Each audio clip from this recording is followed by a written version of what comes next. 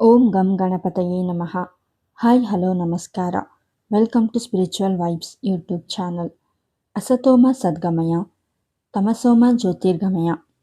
ಬೆಳಕಿನ ಹಬ್ಬ ದೀಪಾವಳಿ ನಮ್ಮ ಜೀವನದ ಕಷ್ಟಗಳನ್ನು ಹೊಡೆದೋಡಿಸಿ ಬೆಳಕನ್ನು ಕಂಡು ಸಂಭ್ರಮಿಸುವಂತಹ ವಿಶೇಷ ಹಬ್ಬ.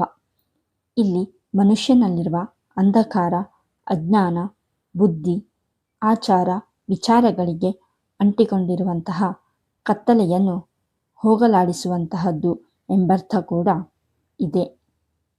ಜೀವನದ ಮನದ ಎಲ್ಲ ಋಣಾತ್ಮಕ ಅಂಶಗಳನ್ನು ಹೋಗಲಾಡಿಸಲು ದೀಪ ಬೆಳಗುತ್ತೇವೆ.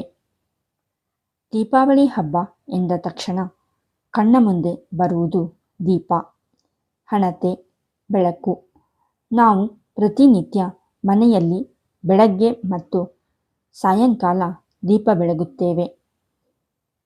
ದೀಪಾವಳಿ ಹಬ್ಬದಲ್ಲಿ ಹಣತೆ, ದೀಪ ಬೆಳಕಿಗೆ ಬಹಳ ಪ್ರಾಮುಖ್ಯತೆ. ಏಕೆ ಎಂದು ನೋಡಿದರೆ, ನಮ್ಮ ಸಂಸ್ಕೃತಿಯಲ್ಲಿ ದೀಪ ಬೆಳಗುವ ಮೂಲಕವೇ ಯಾವುದೇ ಕೆಲಸವನ್ನು ಆರಂಭಿಸುವುದು.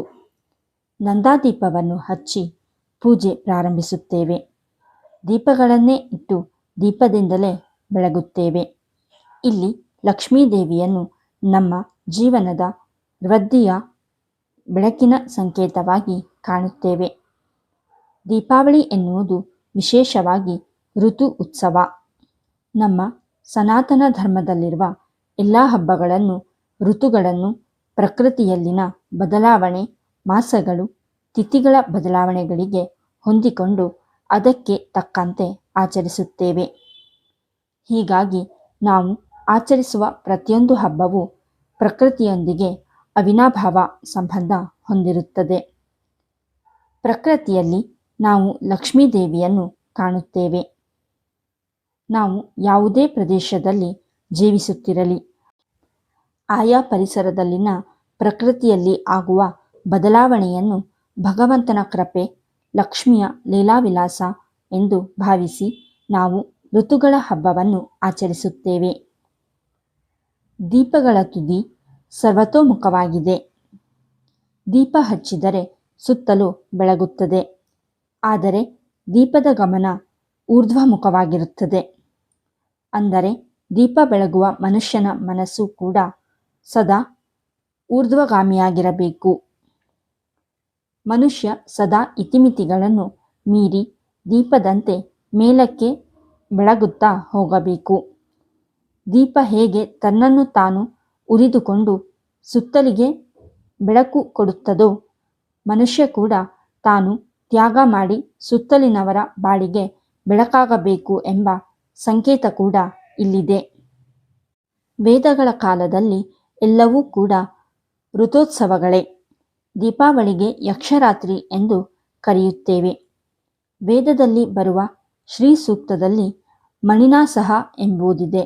ಅಂದರೆ ಲಕ್ಷ್ಮಿಯನ್ನು ಇಲ್ಲಿ ಯಕ್ಷನ ತಂಗಿಯಾಗಿ ಕಾಣಲಾಗುತ್ತದೆ.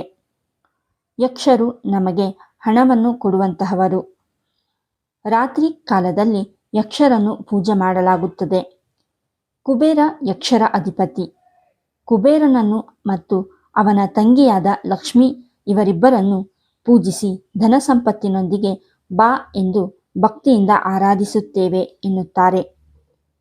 ಕಾರ್ತಿಕ ಮಾಸದಲ್ಲಿ ಸೂರ್ಯಾಸ್ತ ಬೇಗನೆ ಆಗುತ್ತದೆ. ಹೀಗಾಗಿ ದೀಪಗಳ ಆವಳಿ, ಅಂದರೆ ಸಾಲು ಸಾಲು ದೀಪಗಳನ್ನು ಬೆಳಗಿ ಕತ್ತಲೆಯನ್ನು ಹೋಗಲಾಡಿಸಲು ದೀಪ ಬೆಳಗುತ್ತೇವೆ. ದೀಪಾವಳಿ ಕಳೆದ ನಂತರ ಚಳಿಗಾಲ ಆರಂಭವಾಗುತ್ತದೆ. ದೀಪಾವಳಿ ಪ್ರಾಚೀನ ಕಾಲದಿಂದಲೂ ಪ್ರಸಿದ್ಧ ಹಬ್ಬ. ಭಾರತದ ಮೇಲೆ ಆಕ್ರಮಣಕಾರರು ದಾಳಿ ಮಾಡಿದ ಮೇಲೆ ಭೂಭಾಗ ತುಂಡು ತುಂಡಾಗಿ ಹೋಯಿತು. ಮೊದಲು ಅಫ್ಘಾನಿಸ್ತಾನದಿಂದ ಬರ್ಮಾವರೆಗೆ, ಶ್ರೀಲಂಕಾ, ಕಾಂಬೋಡಿಯಾ, ವಿಯೆಟ್ನಾಂ ಅವೆಲ್ಲವೂ ಕೂಡ ಸಾಂಸ್ಕೃತಿಕ ಭಾರತದ ಭಾಗವಾಗಿತ್ತು. ಅಲ್ಲೆಲ್ಲ ಕೂಡ ದೀಪಾವಳಿಯ ಕಾರ್ತಿಕೋತ್ಸವವನ್ನು ಬೇರೆ ಬೇರೆ ಥರದಲ್ಲಿ ಆಚರಣೆ ಮಾಡುತ್ತಾರೆ. ಜೈನರಿಗೆ ಇದು ಮೋಕ್ಷ ಲಕ್ಷ್ಮಿ ಪೂಜೆ. ಇಡೀ ವರ್ಷ ಅವರು ಧನಲಕ್ಷ್ಮಿ ಪೂಜೆ ಮಾಡುತ್ತಾರೆ. ದೀಪಾವಳಿ ಹಿಂದಿನ ದಿನ ಮೋಕ್ಷಲಕ್ಷ್ಮಿ ಪೂಜೆ ಮಾಡುತ್ತಾರೆ. ವೈರಾಗ್ಯದ ದೃಷ್ಟಿಯಿಂದ ದಾನ, ಉಪವಾಸ ಮಾಡುತ್ತಾರೆ. ನಮ್ಮಲ್ಲಿ ದೀಪಾವಳಿ ಅಮಾವಾಸ್ಯೆಯ ದಿನ ಕೇದಾರೇಶ್ವರ ವ್ರತ ಮಾಡುತ್ತೇವೆ. ಕೆಲವರು ಕೇದಾರ ಗೌರಿ ವ್ರತ ಮಾಡುತ್ತಾರೆ. ಶಿವನ ವ್ರತವೇ ಕೇದಾರ ವ್ರತವಾಗಿರುತ್ತದೆ. ದೀಪಾವಳಿಯನ್ನು ನಾವು ಇಂದು 3 ದಿನಗಳಿಗೆ ಸೀಮಿತಗೊಳಿಸಿದರೂ ಮೂಲತಃ 5 ದಿನಗಳ ಹಬ್ಬ.